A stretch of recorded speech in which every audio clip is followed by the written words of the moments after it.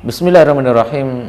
Alhamdulillahi hamdan katsiran thayyiban barakan fih kama yuhibbu rabbuna wa yardah. Wa asyhadu an la ilaha illallah wahdahu la syarikalah wa asyhadu anna Muhammadan abduhu wa rasuluh. Allahumma shalli ala Muhammadin wa ala alihi wa sahbihi wa man tabi'ahum bi ihsan ila yaumiddin. Ahibati fillah, azani Allah wa iyakum jami'an. Alhamdulillah, kita bersyukur kepada Allah Subhanahu wa taala atas segala karunia kenikmatan yang Allah Subhanahu wa taala berikan kepada kita. Mudah-mudahan dengan perantara syukur kita kepada Allah Subhanahu wa taala, Allah Subhanahu wa taala akan selalu menambahkan kenikmatan-kenikmatan selanjutnya kepada kita semuanya.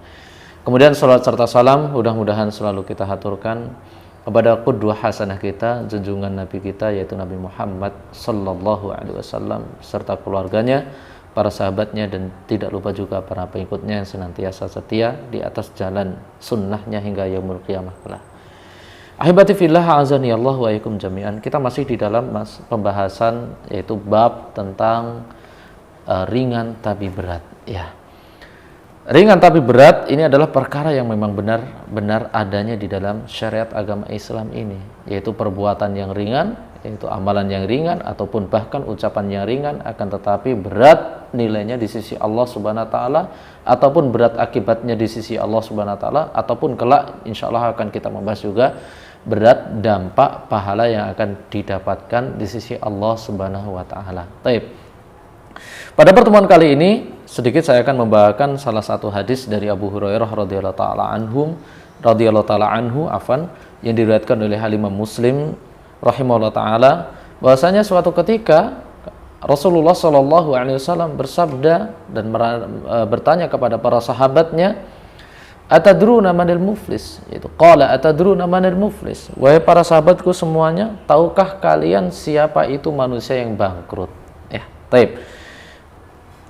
Para jamaah azani Allah wa yakum jami'an, kalimat bangkrut atau kejadian bangkrut insya Allah semuanya kita paham, semuanya kita mengetahui, atau bahkan kita menyaksikan, atau bahkan diantara kita pernah mendapati apa itu kebangkrutan. Sehingga para sahabat pun mereka menjawab pertanyaan Rasulullah Sallallahu Alaihi Wasallam pun dengan jawaban apa yang mereka saksikan, atau bahkan mereka alami, atau bahkan mereka ketahui tentang apa itu yang dimaksud dengan kebangkrutan. Sehingga mereka pun, para sahabat radhiyallahu taala anhum, menjawab pertanyaan Rasulullah sallallahu alaihi wasallam. Mereka mengatakan, qalu al-muflisu fina man la dirham lahu wala mata'. Ya Rasulullah, semuanya kita tahu apa itu yang dimaksud bangkrut dan siapa mereka yang dikatakan bangkrut. Sehingga pun mereka menjawab, ya Rasulullah, al-muflisu fina, ya Rasulullah, orang yang bangkrut di antara kami adalah orang yang tidak mempunyai dirham, tidak mempunyai kekayaan sama sekali. Alias yaitu orang tersebut tidak mempunyai uang, kemudian tidak mempunyai harta kekayaan sama sekali. Nah, itu yang dimaksud dengan al-muflis, kata para sahabat radhiyallahu taala. Oke. Jawaban tersebut mungkin jawaban yang tidak apa yang Rasulullah sallallahu alaihi wasallam maksudkan.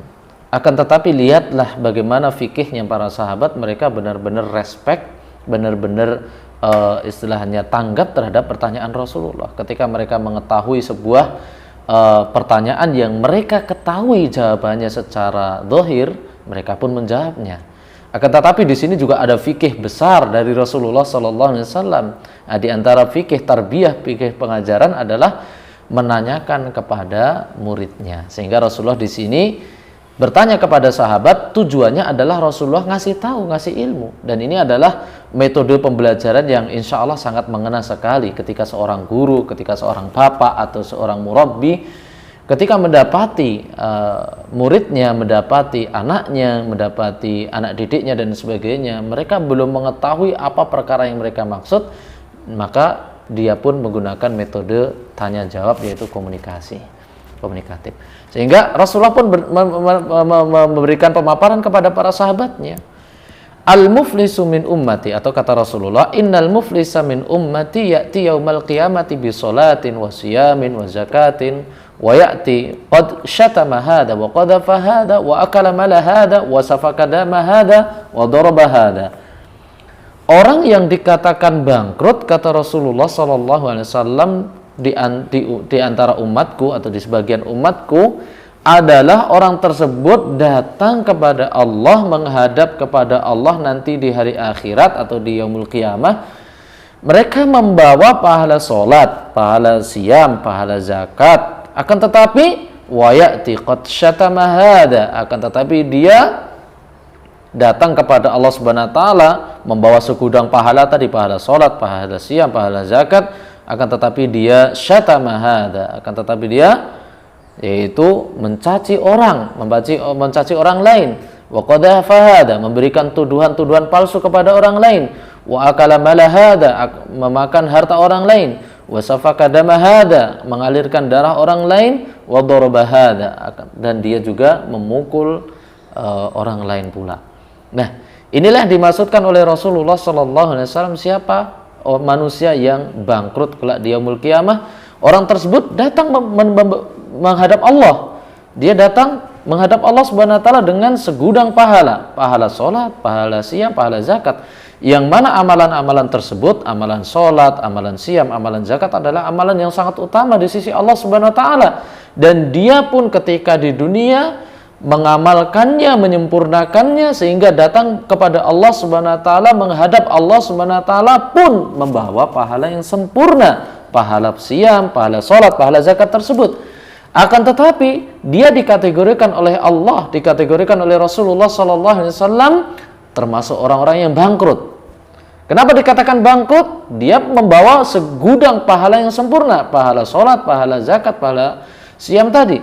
Akan tetapi apa poin-poin yang membuat dia bangkrut? Kata Rasulullah sallallahu alaihi wasallam, wa ya'ti qad syatama hada. Akan tetapi dia datang menghadap Allah Subhanahu wa taala mengiringi pahalanya, itu pahala salat, pahala siam, pahala zakat tadi, diiringi dengan dia membuat dosa kepada saudaranya, yaitu syatama hada, yaitu mencaci orang lain, mencaci si fulan.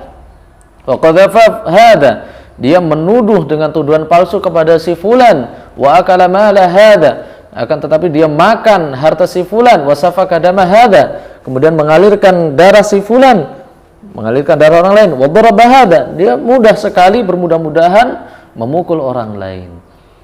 Fayu'ta hada min hasanatihi wa hada min hasanatihi, dan dia, orang-orang tersebut yang pernah ia tuduh, yang pernah ia caci, yang pernah ia makan hartanya, yang pernah ia pukul, yang pernah ia alirkan darahnya, pun didatangkan, dihadapkan di sisi Allah Subhanahu wa taala, dan pahala-pahala tersebut yang ia bawa dari pahala tadi, orang yang zalim tadi, orang yang menuduh tadi, dia kan membawa pahala salat, pahala siam, pahala zakat secara sempurna, dan pahala tersebut dibagi-bagikan kepada yang pernah ia pukul, yang pernah ia tuduh, yang pernah ia caci, yang pernah ia makan hartanya, yang pernah ia alirkan darahnya.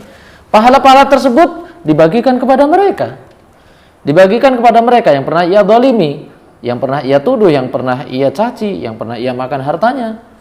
Pahalanya dibagikan kepada mereka di sisi Allah Subhanahu wa taala. Kemudian apa?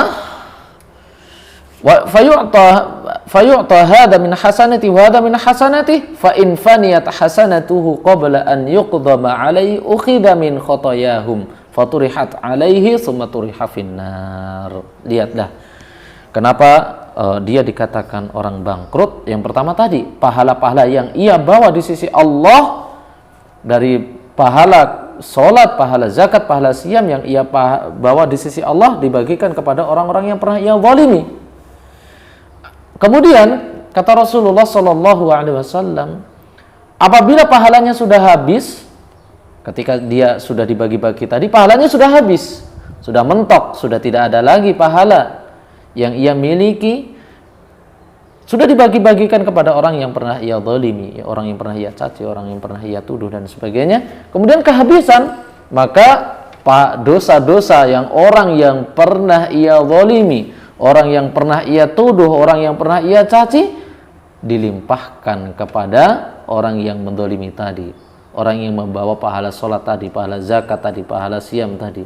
La haula wala quwata illa billah. Subhanallah, para ikhwah azani Allah wa yakum jami'an. Lihatlah akibat perbuatan yang ringan akan tetapi dampaknya sangat berat di sisi Allah Subhanahu wa taala. Cuma modal sekedar mencaci, cuma modal sekedar menuduh tuduhan-tuduhan yang palsu, Nah, kita dapati di realita di masyarakat kita banyak sekali kaum muslimin atau banyak sekali saudara-saudara kita yang bermudah-mudahan mencaci saudaranya, bermudah-mudahan menuduh orang lain, bermudah-mudahan mengumpat kepada orang lain. Ya ikhwah, maka tahanlah lisan kita.